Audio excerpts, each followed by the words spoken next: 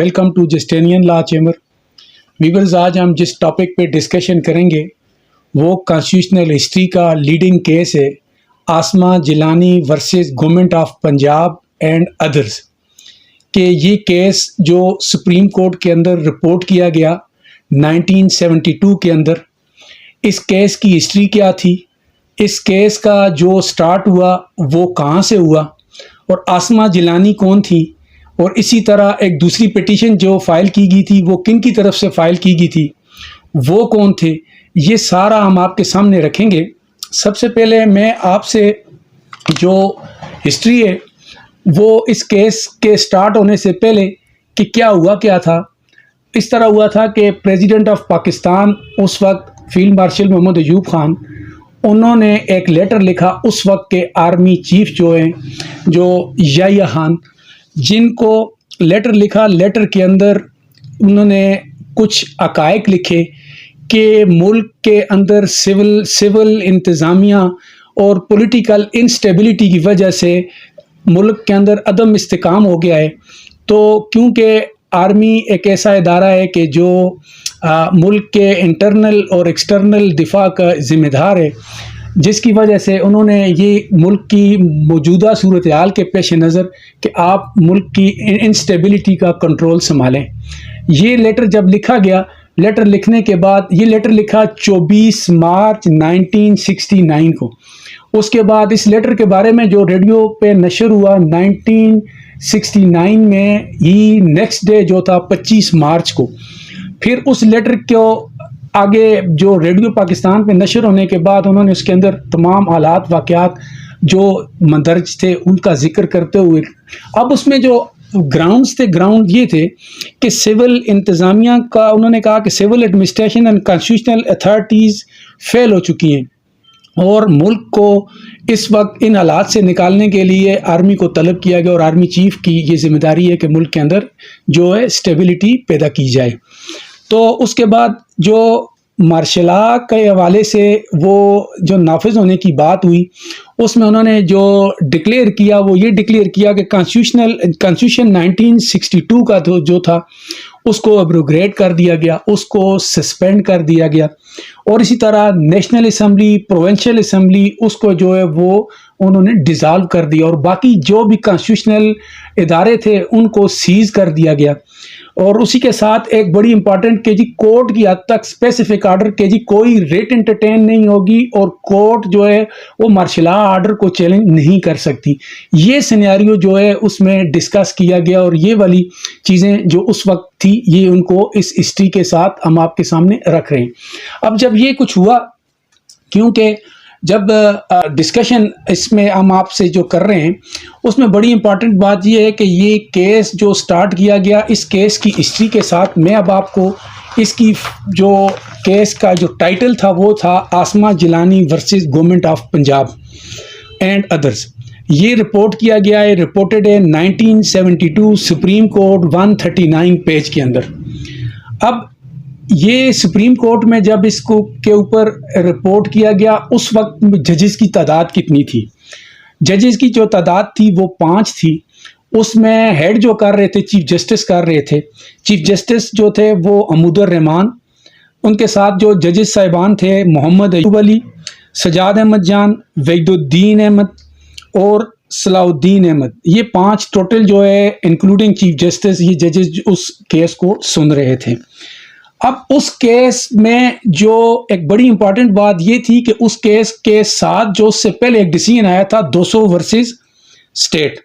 200 versus state جو report کیا گیا تھا P L D 1958 supreme court,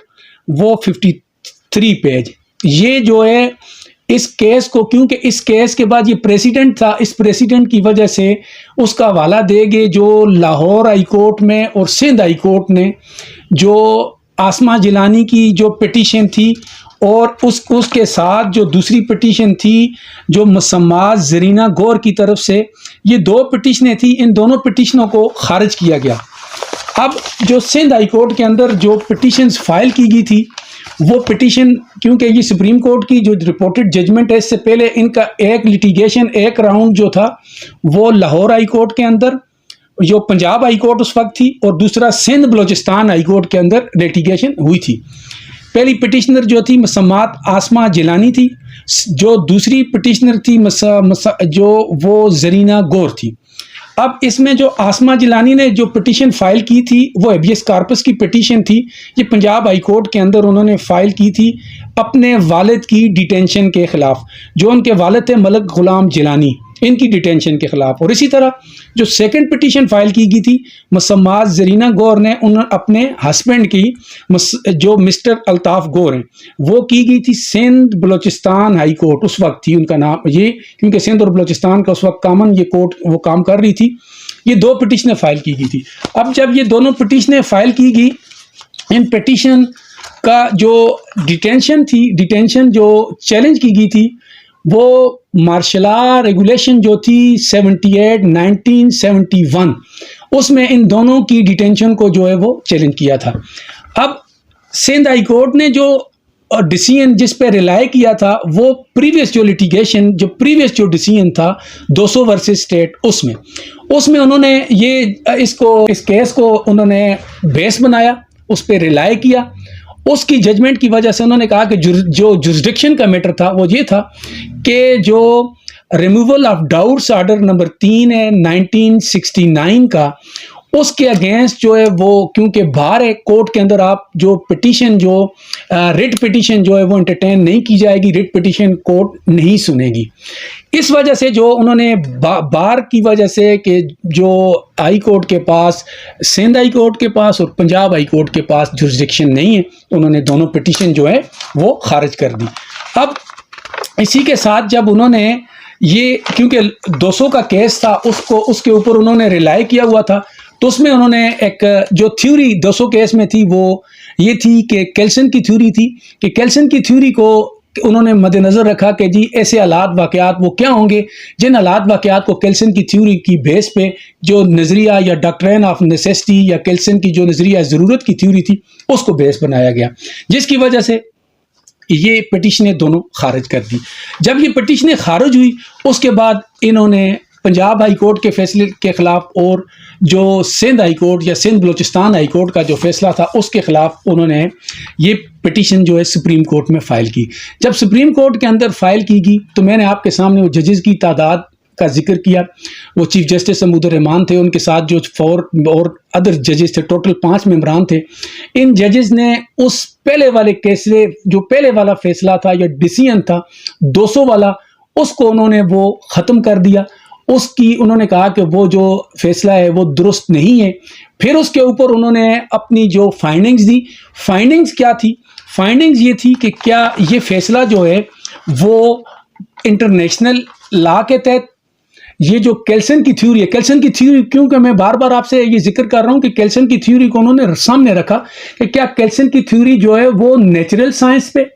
بیس کرتی ہے, کیا وہ اس کی جو پریزمپشن جو ہے یا جو اس کو جو بیس بنایا گیا ہے کیا انٹرنیشنل لا جو ہے اس کو ریکگنائز کرتا ہے. کیونکہ یہاں پہ جو اس وقت 1962 کا آئین موجود تھا, پاکستان کی ایک ڈیفینٹ ٹیریٹری تھی, پاکستان کی ایک آئیڈینٹی تھی, پاکستان کے اندر ایک انسٹیٹیوشن تھے پورے. انہوں نے اس کے ساتھ اور انٹرنیشنلی کہ کیا یہ جو ایولیوشن کی یا ریولیوشن کی جو ان کی تھیوری تھی اس تھیوری کو کیا وہ سٹیٹ اور وہ ساری چیزوں کو انہوں نے اس پہ اپنا بیس کی, اس کے اوپر اپنا نظریہ دیا اور اس کے اوپر اپنا انہوں نے فائنڈنگز دی. اس کو مد نظر رکھ کے انٹرنیشنل لا کو بھی اور لوکل لا کو انہوں نے کہا کہ پاکستان کا میونسپل لا موجود ہے, پاکستان کے اندر ایک آئین ہے, کانسٹیٹیوشن کے تحت پاکستان گورن کیا جا رہا ہے. یہ ساری چیزیں کر کے انہوں نے کیلسن کی جو تھیوری تھی اس کو اور جو وہ 200 والا کیس تھا اس کو انہوں نے ریجیکٹ کر دیا. اور اس کو اب یہ جب ہوا اس کے بعد اس فائنڈنگ میں کیونکہ بیسیکلی یہ جو کیس سٹارٹ ہوا میں نے آپ سے ذکر کیا کہ 1969 سے اس کی 24 مارچ سے یہ شروع ہوا اور اس کے بعد یہ لاسٹ یہ آپ کے مطلب 1972 کے اندر اس کا ڈیسیژن آیا. ڈیسیژن جب آیا تو ڈیسیژن آنے کے بعد اس میں کچھ فائنڈنگز جو ہے وہ کورٹ نے دی. ایک تو جو آسما جیلانی کیس میں جو ڈیٹینشن تھی وہ انہوں نے اس حوالے سے اس ڈیٹینشن کی دونوں کی وہ جو ہے انہوں نے ڈکلیئر کرا دی کہ وہ غلط ہوئی ہے, غیر قانونی ہے. اور اسی طرح جو مارشل لا تھی اس کو بھی انہوں نے ریجیکٹ کر دیا, کیلسن کی تھیوری کو بھی انہوں نے ریجیکٹ کر دیا. اور جو انہوں نے کہا کہ abrogate the bar on the jurisdiction of a court also abrogate removal of doubts order 1969. اس کے حوالے سے انہوں نے کہا کہ جی جو جورسڈکشن ہے وہ کورٹ کو ہے, کورٹ انٹرٹین کر سکتی ہے. پھر اسی طرح جو انہوں نے کہا اس میں